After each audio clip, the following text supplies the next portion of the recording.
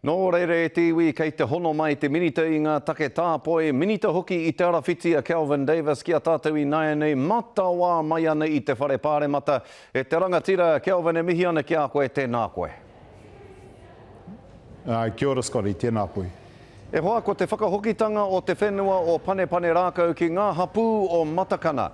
Ka pēnei tia no hoki ngā whenua katoa i tangohia i te Māori i raro i te Ture Public Works? Hariko ana hau kia rongo e whakahoki ana ngā whenua ki te hapu. He mea tika tēnei i te whiriwhiri rātou i tēnei kaupapa mo te rima tau. Nā reira hariko ana aha ko e whai ana te kaunihere i ona tikanga kia haere ki te mārea. Hei rapu i o rātou whakaro te āhua nei kua whakaritea e rātou te kaunihera kia whakahoki ai ngā whenua. Nā reira tino harikoa a hau kia rongo ai ko ea tēnei kaupapa. Pēo whakaro ki te ture whakahaere rawa me te whakahau kia turakina tērā ture ka whakatūri ai ngā ture e rua hei whakakapi i tōna tūranga. Kia o whakaro kua kino tēnei ture mo te Māori?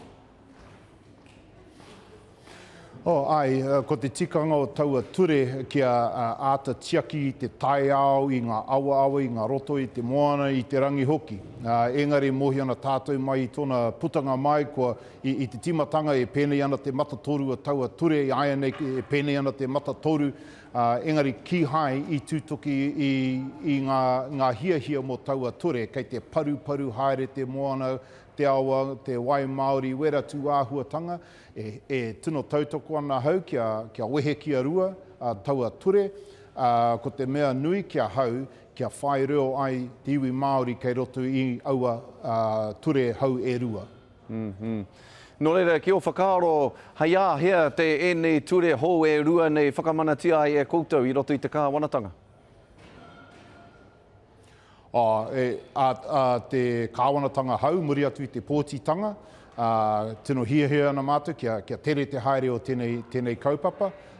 I te mea ki tāku nei whakaro, ko taua ture i nai nei te RMA, ko tai tōna wā kia nehu taua ture, kia ara ake tētahi ture hau. Hea te wāhi ki tōtari hou ki te arawhiti i roto i enei kaupapa nei e pāna ki te ture whakahaere rawa. Ngā kaupapa rā nei e pāna ki ngā whenua i tangohia i raro i te Ture Public Works. Tō mātou mahi o te arawhiti kia mahi ngātahi i ngā tari o te kāwanatanga, me he amu tātiwi Māori ki wetahi kaupapa, aha ko te aha ua kaupapa, ma te arawhiti e mahi ngātahi me ngā tari kia ea ai aua raru. Ko te whakatau kia utu te tangata e hara mai ana ki konei mo te rua wiki o te noho rāhui, ngā tāngata e hoki mai ana i tā wāhi ki konei. Ka pā hoki tēnei utu ki ngā whānau Māori e hoki mai ana ki konei mo te tangihana? I kōrero hau ki te minita nona tēnei kaupapa. Nāni mea mai kia hau me he mea e kore e taia te whānau kia utua te nama mo te hōtera, ka titiro ngā āpiha ki tēnā whānau, ki tēnā whānau me ona āhuatanga. Ki te kore rātou e taia te utua, ka āwhinatia te kāwanatangi a rātou.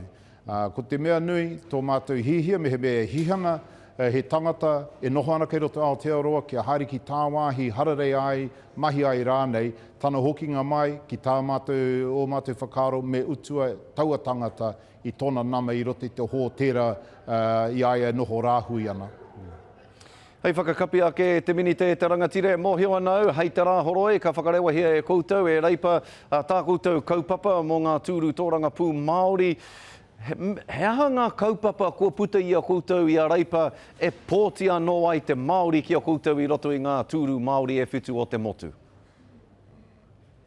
Me taihoa e Scotty, ka mōhio koe i te tino miharo o mātou kaupapa here ka puta mai a te weekend nei.